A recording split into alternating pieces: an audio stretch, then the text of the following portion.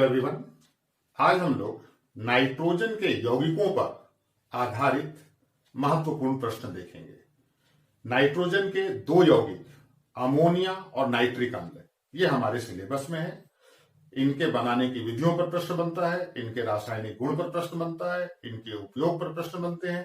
तो हम एक एक करके सभी प्रकार के प्रश्नों को देखेंगे। सबसे पहले देखते हैं अमोनिया बनाने की प्रयोगशाला विधि। तो प्रयोगशाला में अमोनिया नौसादर और बुझे हुए चूने की क्रिया से हम प्राप्त करते हैं। एक गोल पेंदे वाले फ्लास्क में नौसादर अर्थात अमोनियम क्लोराइड और बुझा हुआ चूना कैल्शियम हाइड्रोक्साइड लेकर के और इसको गर्म किया जाता है।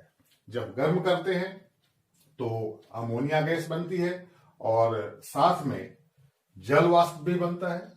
तो प्राप्त अमोनिया गैस को हम अनबुझे चूने कैल्शियम ऑक्साइड के ऊपर प्रवाहित करते हैं, जिससे जल वाष्प वहां अवशोषित हो जाती है और शुद्ध अमोनिया आगे निकलती है, जिसको वायु के अधोमुखी विस्थापन के द्वारा हम प्राप्त कर लेते हैं। अमोनिया वायु से हल्की होती है, तो जब जार में हम अमोनिया को भेजेंगे तो अमोनिया ऊपर चली जाएगी और वायु वहां से विस्थापित हो जाएगी। तो इस प्रकार वायु के अधोमुखी विस्थापन से हम अमोनिया गैस प्राप्त कर लेते हैं। तो ये बहुत ही महत्वपूर्ण प्रश्न है। एमपी बोर्ड में अनेकों बार पूछा गया है कि अमोनिया बनाने की प्रयोगशाला विधि का सचित्र वर्णन कीजिए। तो आपको स्वच्छ नामांकित चित्र बनाना होगा, रासायनिक अभिक्रिया देनी होगी और विधि लिखनी होगी। तो इस प्रकार से ये 5 नंबर का एक प्रश्न आपका कंप्लीट होता है। दूसरा प्रश्न बनता है अमोनिया निर्माण की हैबर विधि का सचित्र वर्णन कीजिए। यह प्रश्न भी एमपी बोर्ड में अनेकों बार पूछा गया है। यहां पर भी आपको स्वच्छ नामांकित रेखा चित्र बनाना होगा, अभिक्रिया का समीकरण लिखना होगा और उसके बाद विधि बनानी होगी। तो चलिए इसका देखते हैं उत्तर। हैबर विधि में 1 आयतन नाइट्रोजन और 3 आयतन हाइड्रोजन गैस लिया जाता है और ये गैसें बिल्कुल शुष्क और शुद्ध अवस्था में होनी चाहिए और इनकी अभिक्रिया हम आयरन उत्प्रेरक और मोलिब्डेनम उत्तेजक की उपस्थिति में कराते हैं। अभिक्रिया का ताप 450 से 500 डिग्री सेल्सियस के मध्य होना चाहिए और यहां दाब बहुत उच्च रखा जाता है। यहां दाब 200 से 800 वायुमंडलीय दाब रखते हैं और इस प्रकार अमोनिया गैस बनती है।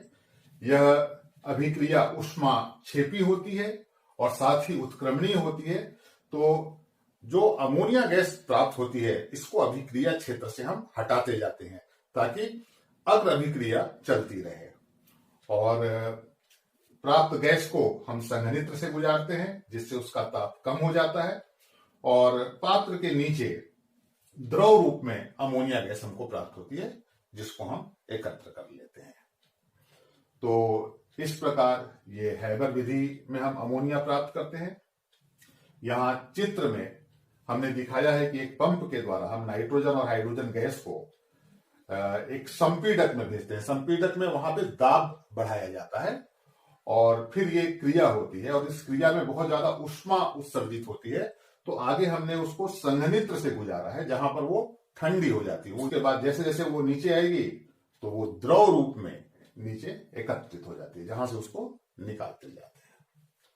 तो यहां पर एक चीज का ध्यान रखना होगा कि नाइट्रोजन और हाइड्रोजन गैसें बिल्कुल शुद्ध अवस्था में लेनी होती हैं, अन्यथा यह उत्प्रेरक को विषाक्त कर देंगी और अभिक्रिया रुक जाएगी। तो बहुत ज्यादा इंपॉर्टेंट ये प्रश्न अनेकों बार रिपीट हुआ है। अगला प्रश्न है अमोनिया के रासायनिक गुण पर। आपको कोई 5 यौगिक दिए जाएंगे, उनसे अमोनिया की अभिक्रिया पूछी जाएगी। तो अगला प्रश्न देखते हैं कि अमोनिया की निम्नलिखित से अभिक्रिया का समीकरण दीजिए।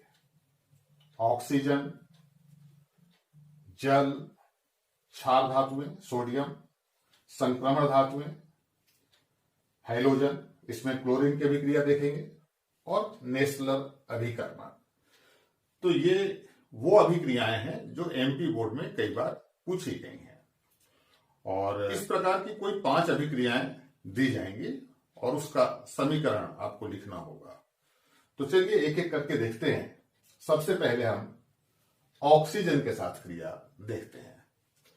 तो ऑक्सीजन के साथ अमोनिया भिन्न भिन्न प्रकार से अभिक्रिया देता है।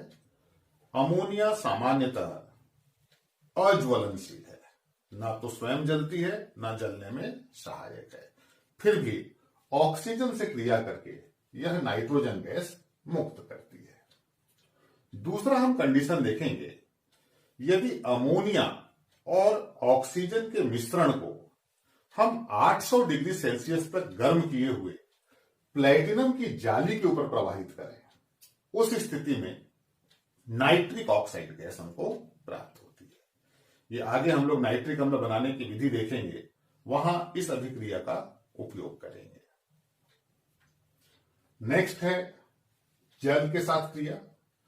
तो अमोनिया जल में अत्यंत घुलनशील होती है, इसका जलीय विलयन क्षारीय होता है, तो जल में घोलकर यह अमोनियम हाइड्रोक्साइड देती है जो कि एक क्षार है। तो इस प्रकार इसका जो जलीय विलयन है इसको हम अमोनिया विलयन कहते हैं या अमोनियम हाइड्रोक्साइड कहते हैं। नेक्स्ट है क्षार धातुओं के साथ क्रिया। जैसे सोडियम के साथ हम क्रिया देखेंगे, तो सोडियम के साथ अमोनिया क्रिया करके हाइड्रोजन गैस मुक्त करती है और साथ में हमको एमाइड प्राप्त होता है, सोडामाइड प्राप्त होता है। तो सोडियम या पोटेशियम के साथ एक जैसी क्रिया होती है। नेक्स्ट हम लोग देखेंगे क्लोरीन के साथ अभिक्रिया, हैलोजनों के साथ अभिक्रिया। तो यहां क्लोरीन के साथ अभिक्रिया भी दो अलग अलग कंडीशन है। एक, जहां क्लोरीन की मात्रा कम हो और अमोनिया की मात्रा अधिक हो, उस स्थिति में नाइट्रोजन गैस मुक्त होती है और अमोनियम क्लोराइड हमको प्राप्त होता है। अगला कंडीशन है कि जब क्लोरीन अधिक मात्रा में हो और अमोनिया की मात्रा कम हो। तो क्लोरीन की अधिकता में हमें नाइट्रोजन ट्राइक्लोराइड प्राप्त होता है जो कि एक बहुत ही शक्तिशाली विस्फोटक है। तो इस प्रकार जो क्लोरीन के साथ दो अभिक्रिया अलग अलग प्रकार से होगी, जब हम क्लोरीन की मात्रा कम लेंगे और दूसरा जब क्लोरीन की मात्रा अधिक लेंगे। नेक्स्ट हम लोग देखेंगे संक्रमण तत्वों के साथ क्रिया। अमोनिया की अधिकता में संक्रमण तत्व संकुल आयन बनाते हैं। संक्रमण तत्वों की यह विशेषता होती है कि उनके संयोजकता कोष में समान ऊर्जा वाले संकरित रिक्त कक्षक होते हैं। हम लोग यूनिट 9 में जहां उप सह संयोजी यौगिकों का रसायन पढ़ेंगे, वहां डिटेल्स में देखेंगे कि किस प्रकार से संकुल आयन बनते हैं।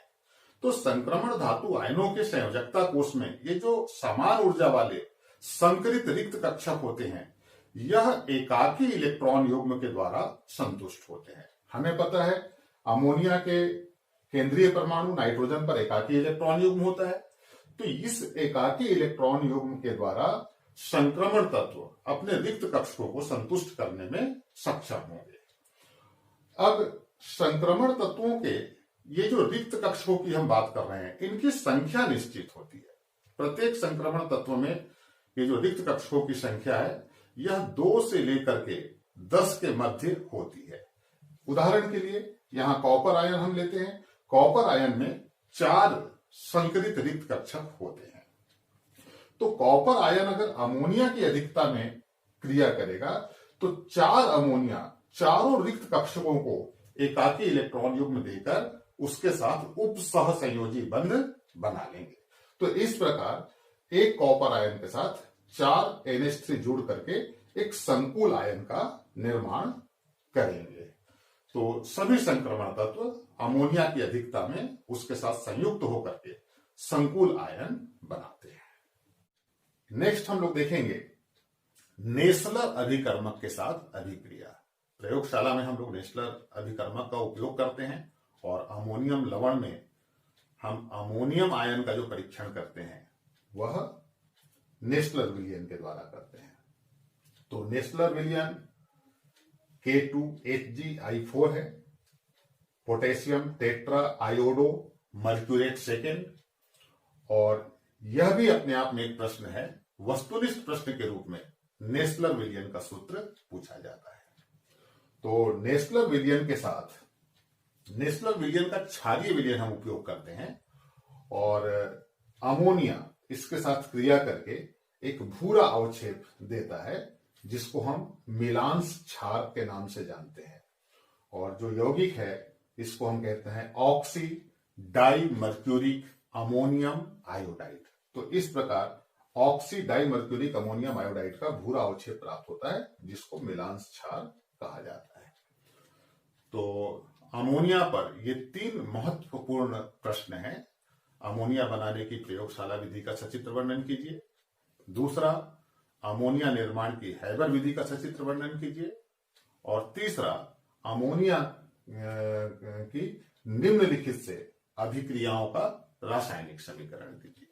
और ये तीनों प्रश्न एमपी बोर्ड में कई बार रिपीट हुए हैं। तो नेक्स्ट यौगिक है नाइट्रिक अम्ल। हम नाइट्रिक अम्ल के निर्माण की विधियां देखेंगे और नाइट्रिक अम्ल के महत्वपूर्ण रासायनिक गुणों पर आधारित प्रश्न देखेंगे। तो ये आगे वाले वीडियो में हम लोग देखेंगे। आज के लिए इतना है।